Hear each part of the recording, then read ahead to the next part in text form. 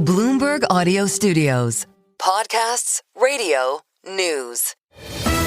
The Stock Movers Report, your roundup of companies making moves in the stock market, harnessing the power of Bloomberg data. Well, let's look at some of the stocks on the move today. Here in Europe, I'm Caroline Hepker alongside Tom McKenzie, and we're joined by Bloomberg reporter Chloe Millay. Good morning, Chloe. Good morning. Let's firstly look at Bayer, looking at a promising drug trial. What's happened there? Yeah, so their experimental stroke prevention drug showed very positive results in a clinical study. So that's a big boost for the company after a lot of troubles recently. Of course, they're still dealing with ongoing litigation over their Roundup weed killer, and then also they have been seeing declining sales of some of its key blockbuster drugs that are facing a growing generic competition. So importantly, this particular stroke prevention drug is not increasing the risk of major bleeding, which is usually a problem that arises with blood thinning medicines like these.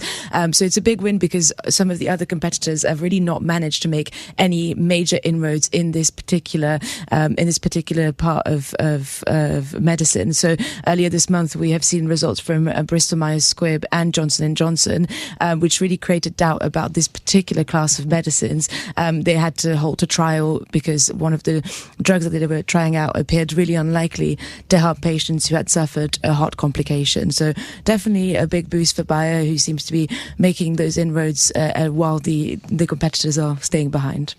The defence space is in focus because there's a lot of anticipation, speculation that maybe there will be progress, and the US Secretary of State has suggested there has been progress in terms of talks with Ukraine about getting to some kind of deal with Russia, with all sorts of question marks that still need to be asked, of course, and cleared up in terms of the detail. But European defence stocks are, as a result, in focus. What's happening with Hensoldt in particular? Yeah, Hensoldt, Rheinmetall, Rank, all of those companies were down this morning. So we have seen, as you mentioned, a little bit of progress on the peace front for Ukraine, and therefore we are seeing those names down kind of across the board this morning. So last week we actually had the beginning of this with shares falling after Zelensky said that he agreed to work on a peace plan that was drafted by the US and Russia. And today we have got those downward movements again because of the upcoming meeting between the US and Ukraine, and that meeting will be held within the next week or maybe the week after to discuss Ukraine's NATO membership and also exchange of territories.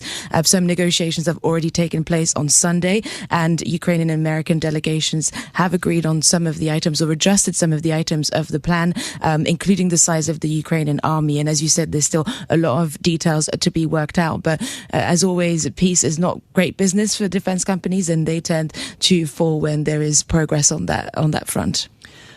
Okay, so that's in the defence space. What about mining? So there's been a kind of short-lived bit of M&A news that has been unravelled today. Explain that one for us. Yeah, busy weekend in the mining M&A sector. So Anglo American was approached by BHP once again, and then Anglo American rejected that bid, and BHP has now walked away fully from that deal. And so Anglo American shares yo-yoed a little bit this morning as investors try and kind of digest what's happening there on this M&A story.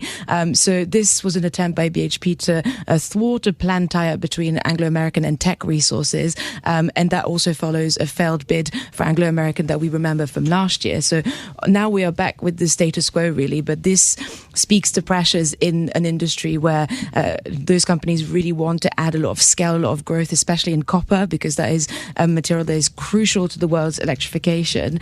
And both Anglo American and Teck resources are very copper rich, and they're about to vote in just a few weeks on a deal to create a company that will be worth more than $60 billion. So that explains why BHP wants to try again, but it's not worked out for them.